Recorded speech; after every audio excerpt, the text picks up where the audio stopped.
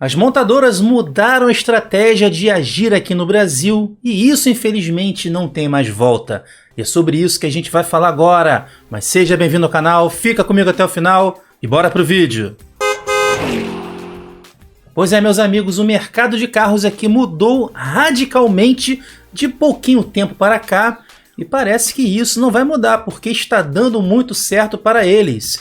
Mas quem são eles? Fabricantes e montadoras de carros que estão aqui no Brasil. Mas para a gente entender tudo o que está acontecendo, vamos voltar um pouquinho atrás e saber como é que era? Como era antes os chamados carros populares. Lá na década de 90 foi criado um conceito de carro popular que seria um carro bem enxuto, bem simples, mais acessível para aqueles que não tinham tantas condições de ter um carro novo, né? Eis que tivemos vários modelos pé de boi aqui no Brasil, como o Fiat Uno Mille, Gol 1000, aí depois veio o Corsinha, o Indy, e isso realmente se tornou popular, porque eu lembro que muita gente que não era rica, que não tinha tantas condições assim, claro que o pobrezão nunca comprou carro zero, isso daí é uma triste realidade, né, gente? Mas muita gente conseguiu comprar o seu primeiro carro novo, que era, assim, um carro popular, que tinha incentivo do governo, que era propriamente dito assim, mais simples, mas... Só que esse conceito de carro popular veio caindo ao longo dos anos, meus amigos. O fim do carro popular. Como foi dito aqui para você, e isso é fato irrefutável, carros populares eram muito simples, não tinham equipamentos básicos como ar-condicionado, direção com assistência e vidro elétrico também. Freios ABS então nem se fala, mas com o tempo o consumidor foi ficando mais informado, chegamos com a internet, etc e tal, então esse consumidor começou a ficar mais exigente, querendo carros menos pelados. E isso tem um custo, meus amigos, não existe almoço grátis. As montadoras foram equipando esses carros, ficaram menos populares e o preço acabou subindo. E sendo assim, chegamos ao fim dos carros populares. E isso não faz tanto tempo assim, né? Porque a gente via carros populares basicamente completos de fábrica, com kit dignidade, direção assistida, ar-condicionado, travas e vidros elétricos, pelo menos ali na frente. E também teve a lei do airbag, né, e freios ABS, que tornou os carros bem completos. Eu julgo isso um carro minimamente completo, um carro digno, por isso que a gente fala aqui no canal de kit dignidade. Então isso aí foi o fim dos carros populares, por quê? Quanto mais coisas foram adicionadas, os preços foram subindo, e sim, evitando que pessoas que talvez tinham acesso ao carro zero no passado não tivessem mais naquela época. Desandou tanto que não existe mais carro popular, meus amigos, mas antigamente existia. Volume de vendas antigamente era imenso. Só para você ter uma ideia, pouco tempo atrás o volume de vendas de carros novos aqui no Brasil era muito superior do que é hoje. Então vamos fazer aí um Remember the Time, voltar lá em 2012 exatamente, mais ou menos aí, né, porque não terminamos ainda 2022, há 10 anos atrás, só para você ver o número de carros que eram emplacados e vendidos aqui no Brasil. Taca na tela só, se liga aí. Você está vendo aí dados da Fenabrave, filtrados pelo Auto, também um excelente site, tá, gente? Que o primeiro carro mais vendido em 2012 foi o Volkswagen Gol, que vendeu quase 300 mil unidades. O segundo colocado, 255 mil varietada, né? O décimo ali no top 10, o último colocado desse top 10, vendeu quase 100 mil unidades, caras. Ai, Vinícius, mas você não pode também ficar comparando os números lá daquele passado com hoje. Mas espera aí, vamos conferir então 2019, que foi o último ano sem pandemia no mundo? Se liga só, taca na tela. Em 2019, o primeiro carro aí, o mais vendido daquele ano, emplacou mais de 240 mil carros. E o segundo lugar, mais de 104. Você tá vendo aí que já em 2019, antes de pandemia, o negócio já foi diminuindo? Pois é, só você filtrar no site aí, você vai ver uma escadinha assim, ó, descendo. Volume de carros desceu bastante e a gente vai concluir isso no final. Não sai do vídeo não, porque o pensamento aqui está muito bacana. Vamos continuar aí, se liga só. E aí, meus amigos, acendeu, ó, uma lâmpada na cabeça dos fabricantes de carros e viram realmente que produzir muito e vender em massa não era grande negócio. Mas vamos conferir aqui, por via das dúvidas, números também durante a pandemia. Se liga só. Acompanhando aí números da pandemia já em 2020, teve uma queda muito grande, porque fechou fábricas, etc e tal, mais que natural, né? Você vê que o primeiro carro mais vendido emplacou mais do que 135 mil unidades, e o último carro mais vendido, que é Fiat Toro, mais de 50 mil, tendo uma queda considerável no número de emplacamentos em 2020. Porém, em 2021 o negócio continuou caindo mais ainda, meus amigos, porque o carro mais vendido de 2021, que foi a Fiat Strada com a pandemia mais branda, emplacou um pouco mais de 109 mil unidades, e o último até que subiu um pouquinho, né? Ficou um pouco mais regular, porque, né? Ficou mais branda a pandemia. Um pouco mais de 64 mil unidades. Mas a gente já está praticamente saindo dessa pandemia das Arábias, né? E você vê que os números de vendas e emplacamentos continuam caindo, meus amigos. Se liga só no relatório da Fenabrave que você vai ver, sim, uma queda em relação ao ano passado,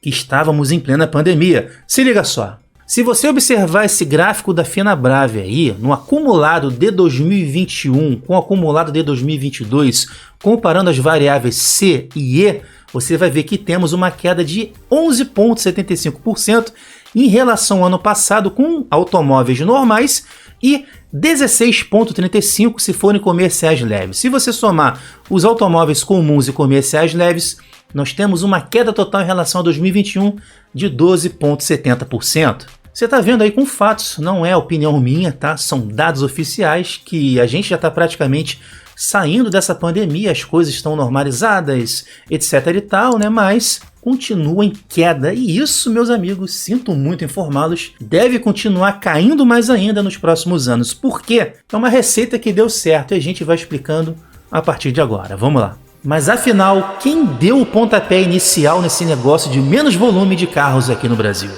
Foi a Ford, meus amigos, porque a Ford, em plena pandemia, lá em janeiro de 2021, resolveu fechar fábricas aqui no Brasil, saiu do Brasil como fabricante e se tornou um mero importador e representante local, trazendo veículos importados muito mais caros, muito mais rentáveis. Afinal, fechou fábricas, demitiu uma penca de gente e mesmo pagando multas, a Ford saiu no lucro. Ou você não lembra que lá em 2020 a Ford declarou que mesmo vendendo muito Ford Ka e EcoSport, que eram carros com altíssimo volume de vendas, estava dizendo que tinha prejuízo, fechando o ano no negativo. Pois é, então a Ford antecipadamente enxergou que vender mais carros não era tanto negócio do que vender menos carros a um preço muito mais alto. Porque, cara, Ford Ka sempre estava ali no top 3 de vendas. Vendia muito, produzia-se muito. E o EcoSport, mesmo um pouco defasado em relação à concorrência, ainda vendia muito bem, meus amigos. Então você acha que a montadora é burra, vai deixar um negócio assim, né? Vai matar a sua galinha dos ovos de ouro à toa? Claro que não.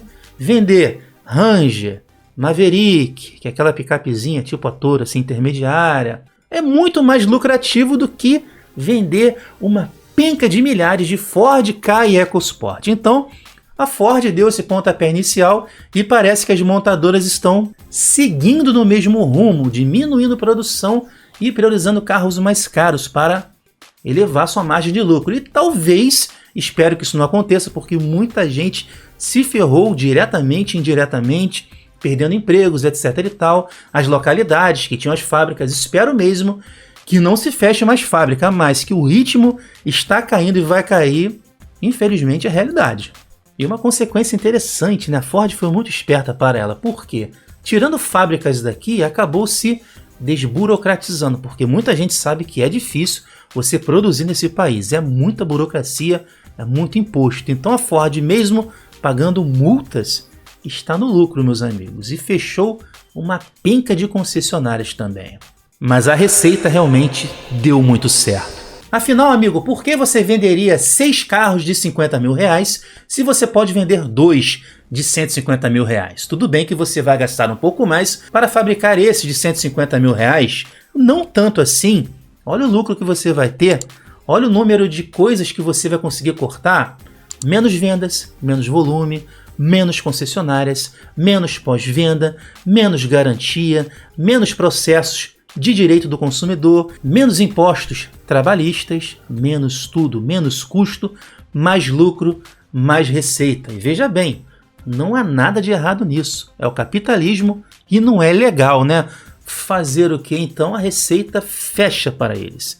Deu muito certo, meus amigos. Menos custo, mais lucro. Mas a realidade aqui no Brasil são menos carros baratos.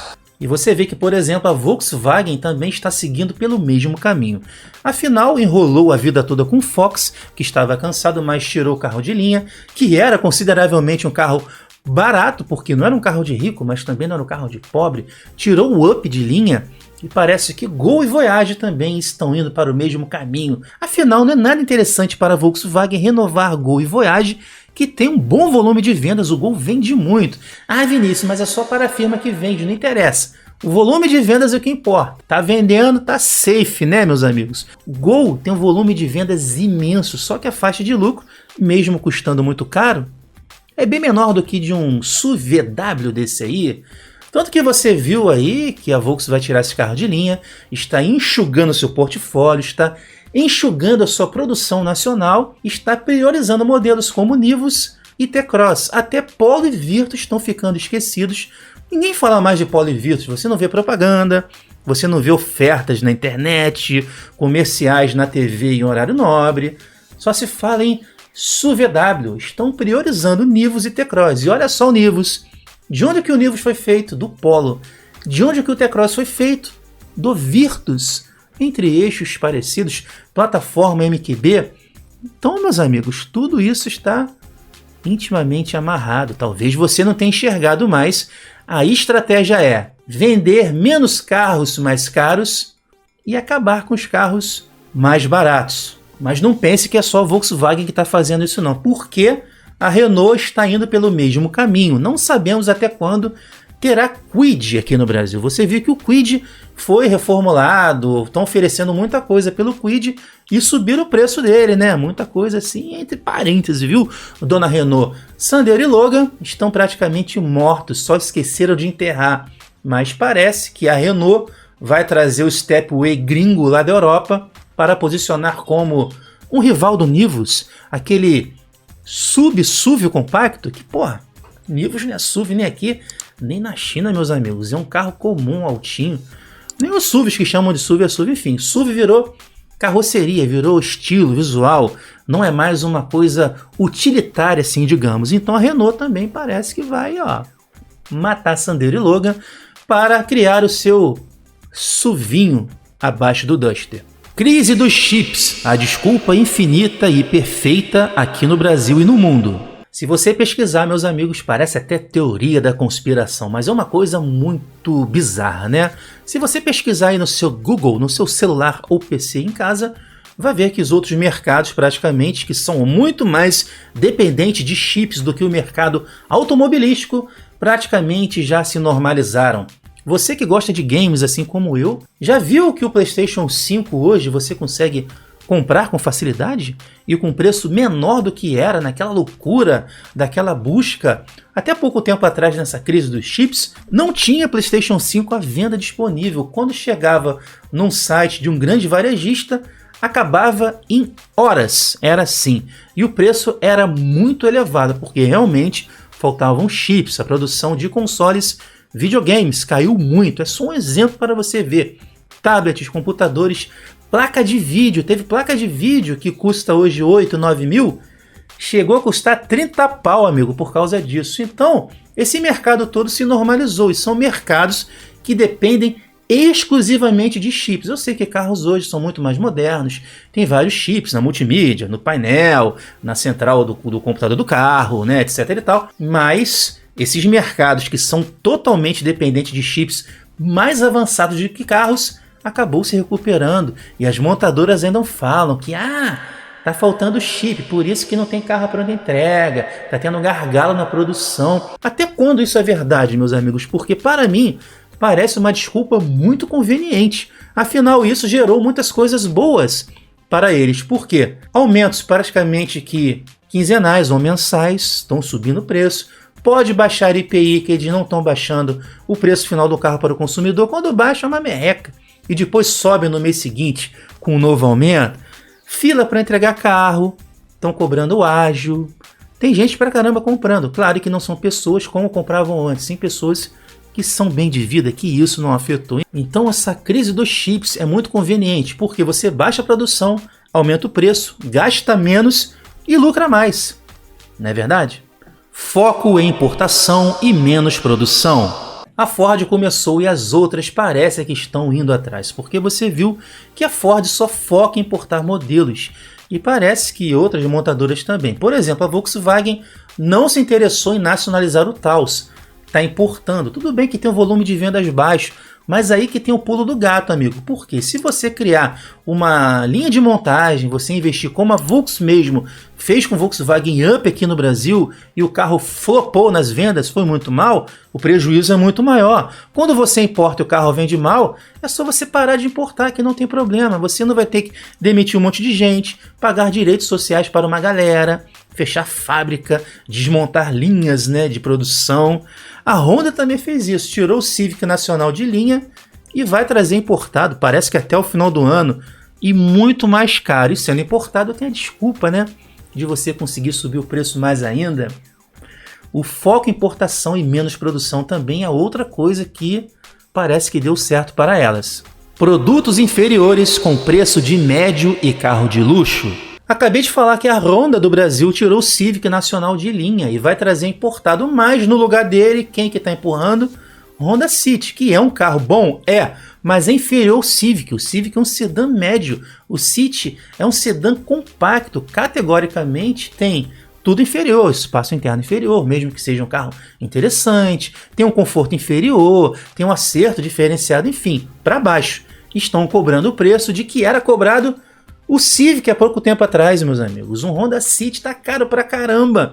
E vimos também aí que tiraram o Fit e colocaram o City Hatchback no lugar, muito mais caro do que era o Fit, né? Então a mudança, cara, estratégia é incrível, oferecendo produtos inferiores por preços superiores. Carro compacto está ocupando a faixa de preço de carro médio há 2 anos atrás. E isso é uma coisa que deu certo e outras montadoras vão fazer. A Volkswagen mesmo parou de importar as versões 1.4 do Jetta. E o que estão fazendo? Estão reformulando o Virtus para enfeitar o carro, né? Causar aquela impressão visual e cobrar o mesmo preço que se cobrava no Jetta lá em 2020, 2021.